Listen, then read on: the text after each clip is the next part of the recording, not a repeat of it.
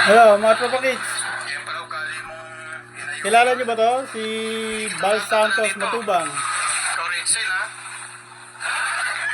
Huwag kang mayabang ha. Yan, ikakalat ko yan. Ikakalat Yan. yung pagmumukha mo. Gagawa ko ng para maikalat yung pagmumukha mo na yan na insulto ko rin isang batang may kapasanan. Yan. Minor pa. Tapos ka sa akin ngayon. Nakalagay dito, Pati Kalingap, tatamad Bal dito, Santos ha? Matubang. Kalingap Foundation ha.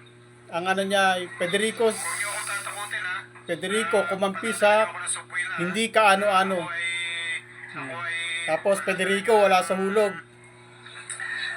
Tapos Federico galit kay Red Sail. Gawa niyo sa iba. Huwag na huwag yung Yan. gagawin sa akin. Hindi niyo pwedeng gawin sa Ito, akin. Nasabi ko sa inyo. May tao kayo nakakawala oh. tayo mo natin. Maingay ako dyan eh. Si Bal Santos yata namali yata ng pindot.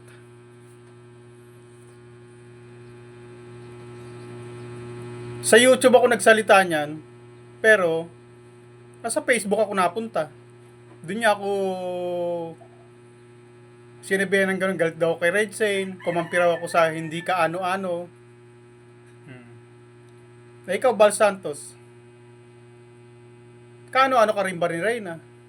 Bakit nakapag ganyan ka na sa Facebook na nakapagsulat ka ng ganyang mga kataga na Federico, kumampi sa hindi ka ano-ano?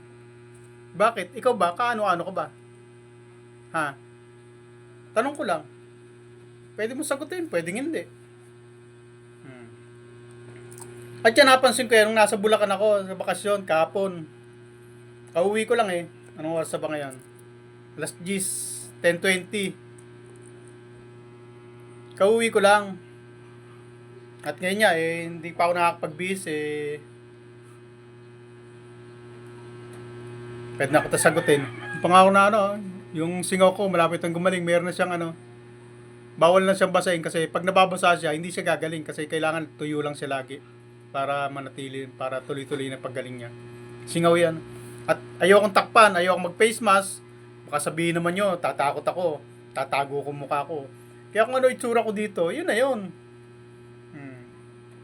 Kaya sa mga mapanlait dyan, bahala kayo sa buhay nyo. Basta ako, lalabas ako dito kung ano totoo, kung ano ako, kung ano itsura ko, yun na yun. Hindi ako rito. Wala akong tinatago dito. At yun yan, sinasabi ko daw dyan sinasabi ko dyan, sabi nga nung isang balahurang, hindi ko naman kayata kalingap na yon, nasa ibang bansa, nasa US, si Marlene Chang, nasabi na, tatakot daw ako, mademanda. Paano matatakot, mademanda? Ang sabi ko sa inyo, dyan, sa ko na yan, na aksyonan nyo yan, dahil, hindi maganda sinasabi sa ibang tao. At galit daw ako. Bakit kayo ba natutuwa dyan? Kung natutuwa kayo dyan anong klaseng pag-uutak meron kayo? Baka naman mga malasado rin mga utak ninyo. At tapos ang sinasabi mo, Bal Santos, na kumampi ako sa hindi ka ano-ano. Bakit? Ikaw ba? Kaano-ano mo rin ba yan? Para ikaw kaano-ano mo Sabihin mo nga sa akin, kaano-ano mo rin siya. Di ba? At huwag niyo sabihin na na pag-aari niyo yan.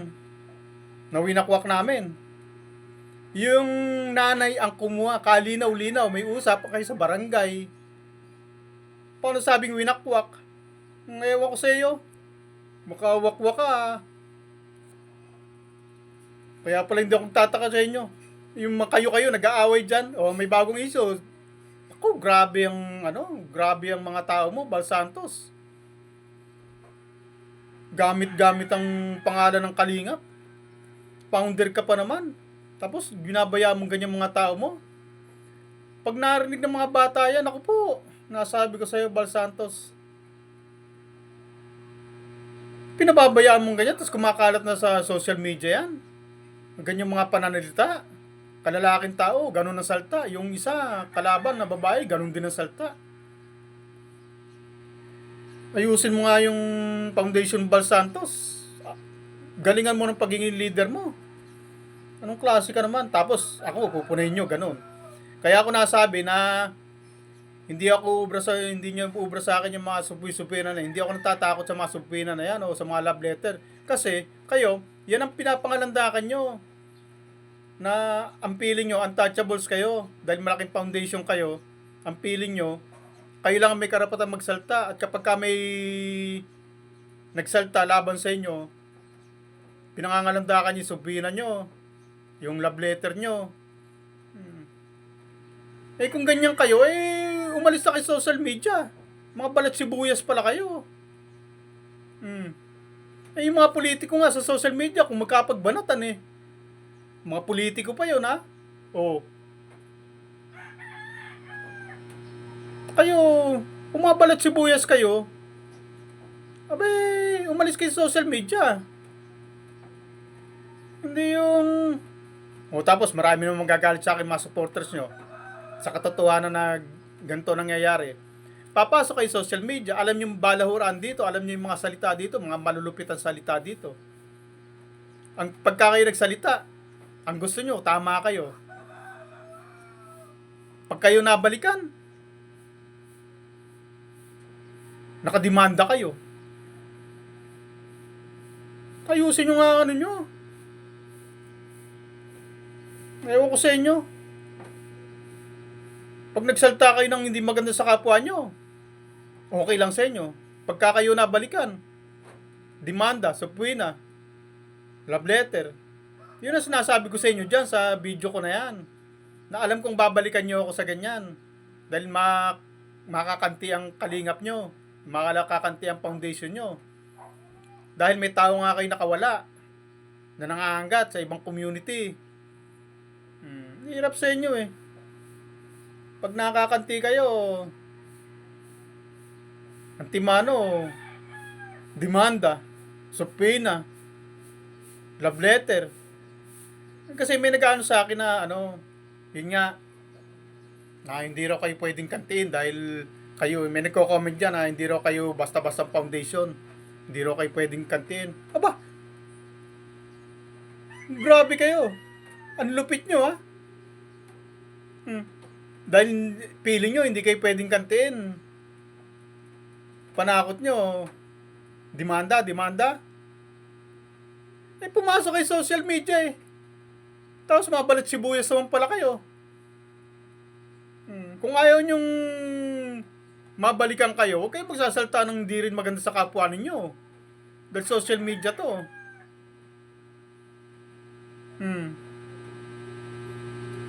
Pinagmamalaki yung sabi ng kumampi ako sa hindi ka ano-ano. Bakit kayo? Kaano-ano ba kayo? Bakit? Ginusto ba ng bata na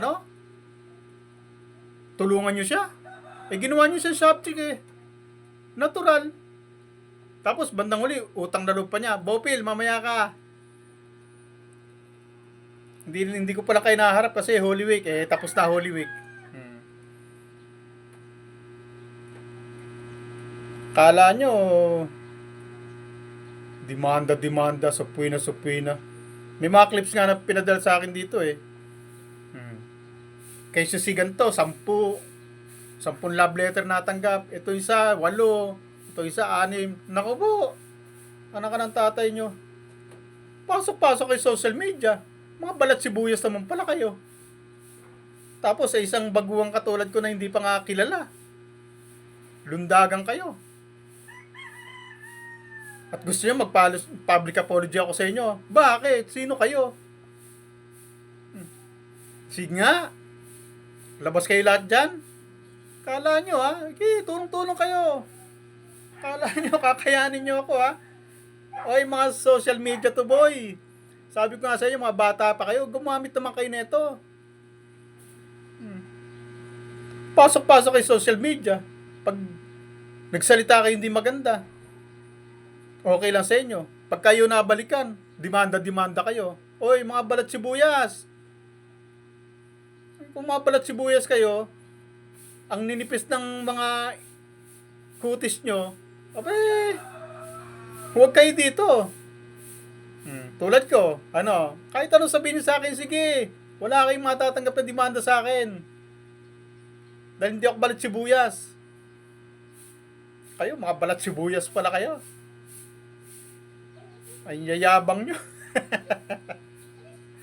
O ikaw, Red Zane, ano, pinahamak mo tong bossing mo. Ano?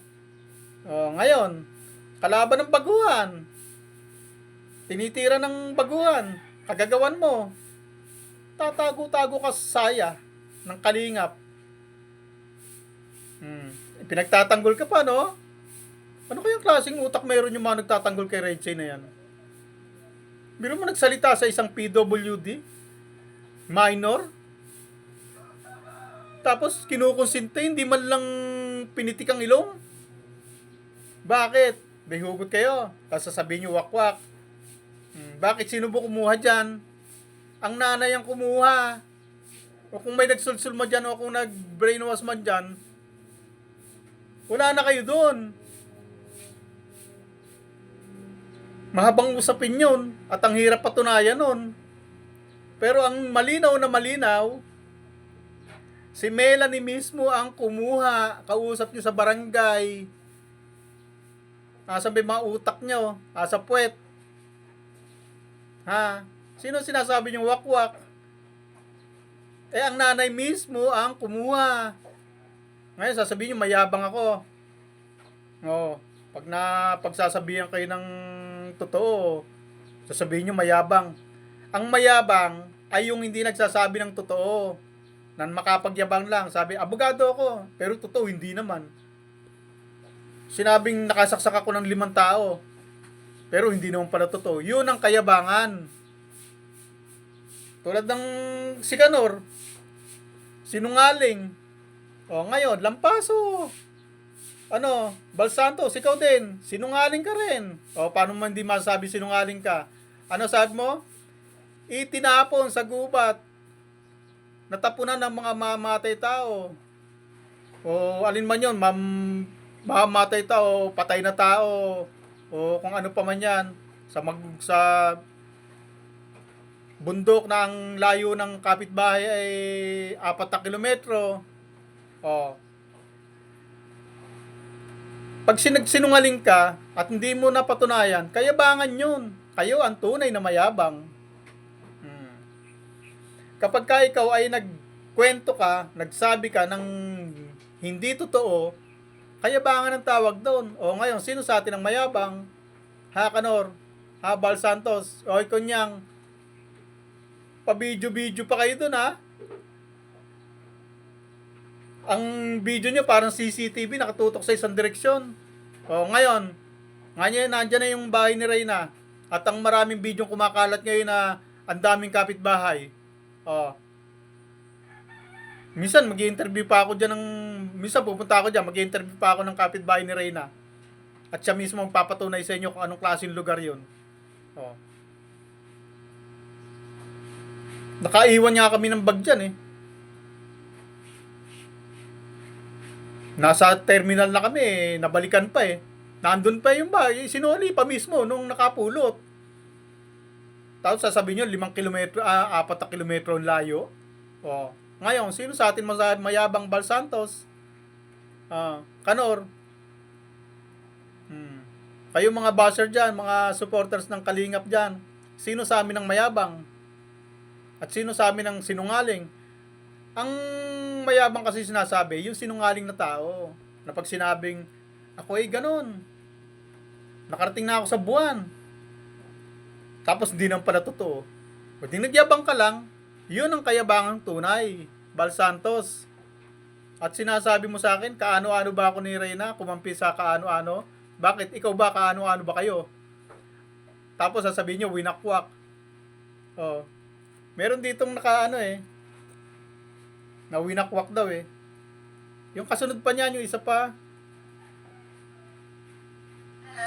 hindi ko lang iano kasi baka sa ibang araw kasi maubos na oras ko. 2 years na tong Orion kong ilaw. Winakwak. Nanay mismo ang kumuha. Ang kalinaw-linaw, blinag nyo pa. At may usapan sa barangay. Paano winakwak yon? Sige nga, patunayan nyo nga. Ako hindi lang nagsasalta sa mga ganyan kasi hindi pa naman ako kasali. Wala pa naman ako social media nung lumabas yung mga issue ng wakwak na yun eh. Pero ngayon, sabihin ko nga sa inyo, patunayan nyo,